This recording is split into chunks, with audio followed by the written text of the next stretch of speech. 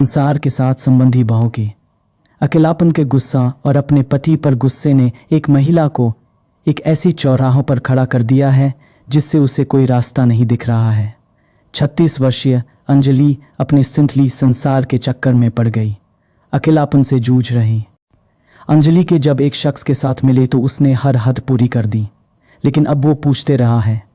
उसे समझ नहीं आ रहा है कि वो अपने पति के साथ संबंध कैसे बनाए रखें। 36 साल की अंजलि की शादी के 8 साल हो चुके हैं।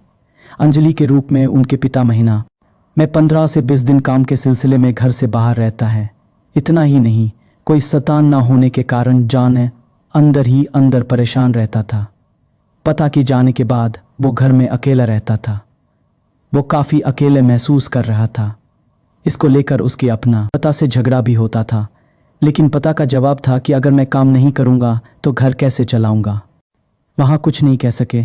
जाने ने बताया कि उसकी सास ने एक छोटे आदमी से दोबारा शादी की और दूसरे शहर में रहने लगे। एक दिन संथल संसार व्यापार के सिलसिले में उसका शहर आया और कुछ दिन उसके घर पर रहे।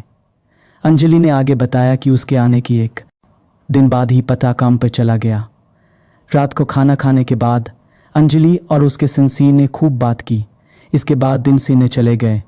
अंजलि बताते हैं कि पता नहीं किया, लेकिन उस रात उसे अपने सिंथीली संसीर के बारे में बराबर गलत विचार आ रहे हैं। विशेषज्ञों की राय, आपने जो किया उसके लिए केवल आप ही जिम्मेदारी नहीं है, इसके लिए तुम्हारे पति के वर्गीय और तुम्हारे संसार समान रूप से जिम्मेदारी है। अकेलेपन के कारण आपने जो कदम उठाया वो उचित नहीं हो सकते, लेकिन कभी कभी मानो कि इच्छा मर्यादा के द्वारा तोड़ देते हैं। अच्छी बात यह है कि अब आपका अपनी गलत का एहसास हो गया है। वो कहते हैं कि सच्चे पश्चाताप सारी गंदगी को धो देते हैं, आपके मिली भी धुल जाते हैं।